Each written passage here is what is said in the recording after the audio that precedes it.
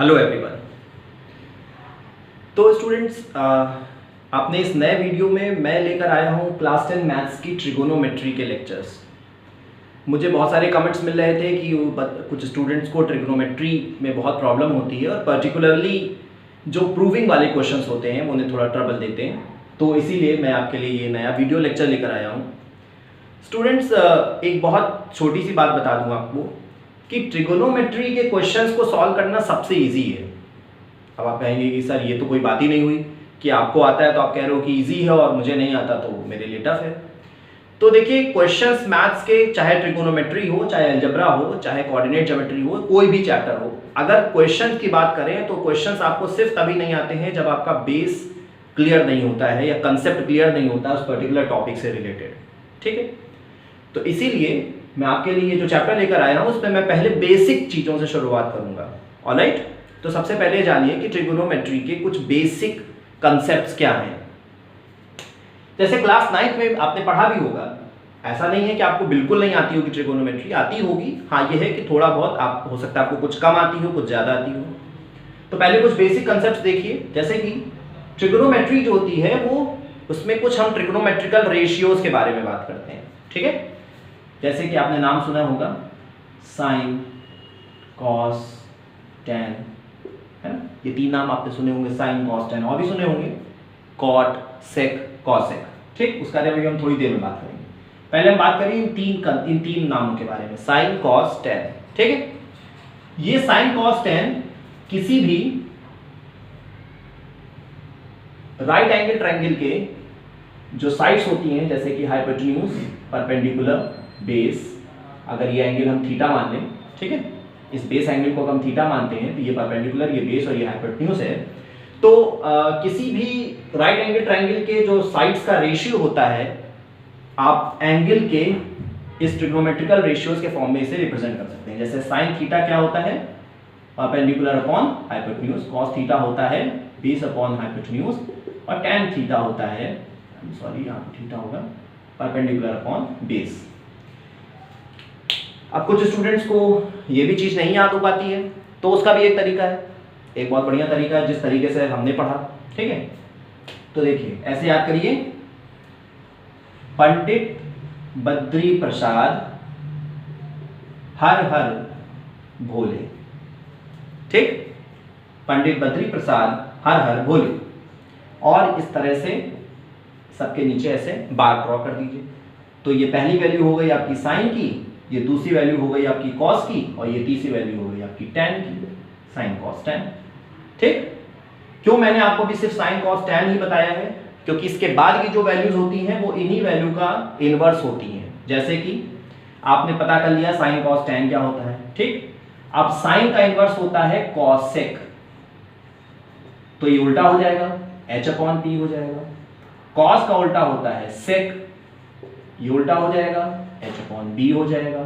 और टैन का उल्टा होता है कॉट, तो ये हो जाएगा b अपॉन p। तो देखिए एक तरीका है इस फॉर्मूले को, इस रेशियो को याद करने का। ठीक है, पंडित बद्री प्रसाद हर हर भोले, और आपने नीचे सबके बार ड्रॉ कर दिया, तो आपको ये सीधे सीधे वैल्यूज या जो ये रेशियो मिल गए, ये मिल गए साइन कॉस टैन के। साइन को उल्टा किया कॉसेक बन गया, कॉस को उल्टा किया सेक बन गया, टैन को उल्टा किया कॉट बन गया। हो गया, बिल्कुल सिंपल। आप कहते हैं कि ये फॉर्मूला है, फॉर्मूला नहीं है। फॉर्मूले के हिसाब से याद करेंगे तो आप कई बार कंफ्यूज हो जाएंगे, डर जाएंगे। तो फॉर्मूला मान के मत याद कीजिए, फन मान के याद कीजिए। अच्छा, इसके बाद दूसरी चीज देखिए, यहीं से दो तीन चीजें या दो तीन फॉर्मूला निकलते हैं जिसे आप फॉर्मूला कह सकते हैं वैसे तो।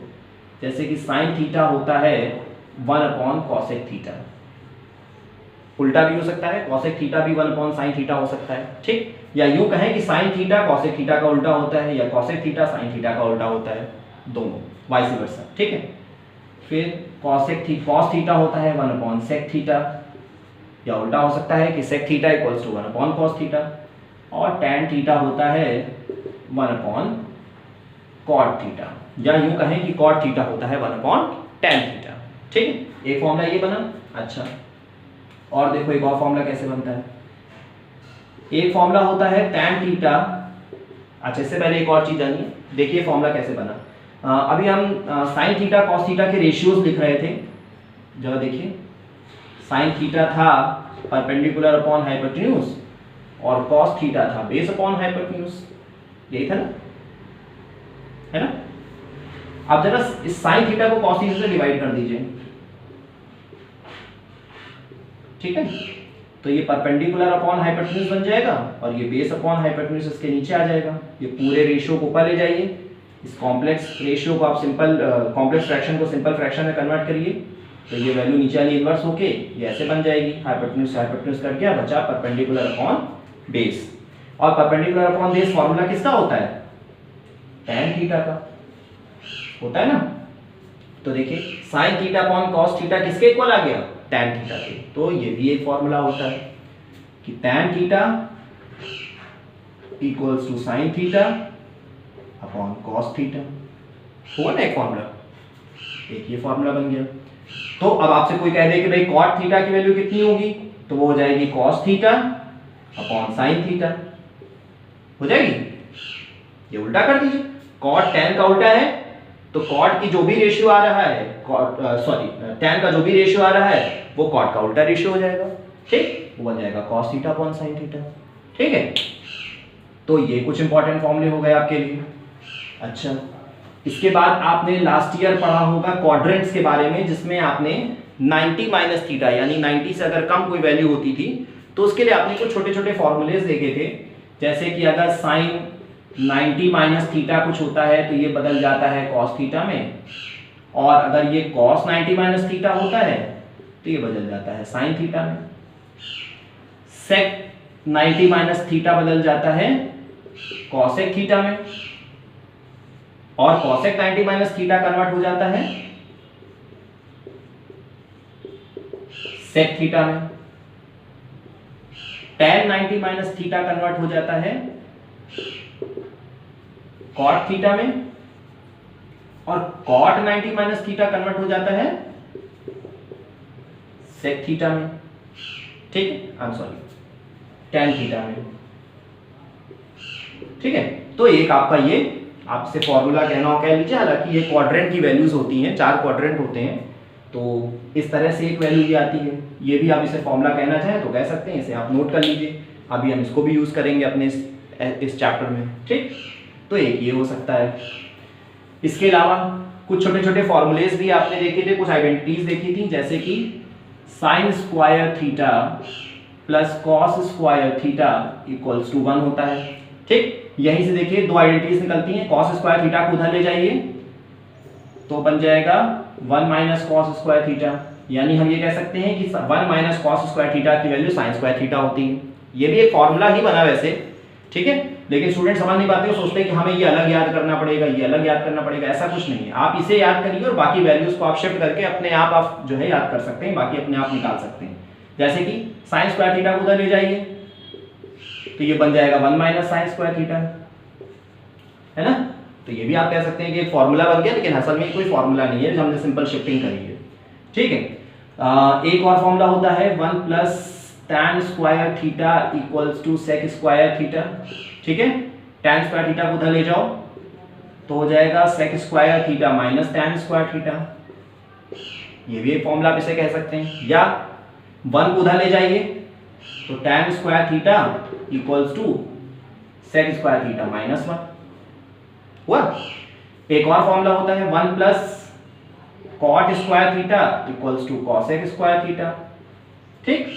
अब cot स्क्वायर थीटा को उधर ले जाइए तो हो जाएगा cosec square theta minus cot square theta होगा, और फिर 1 को उधर ले जाइए तो हो जाएगा cot square theta equals to cosec square theta minus 1, ठीक। तो ये इस चैप्टर से रिलेटेड कुछ इंपॉर्टेंट या बेसिक फॉर्मूलेज हैं जिन्हें आपको ये चैप्टर शुरू करने से पहले जानना चाहिए। जब तक आप इनको नहीं समझेंगे तब तक आप इस चैप्टर को अच्छी तरह से अटेम्प्ट नहीं कर पाएंगे, ठीक है।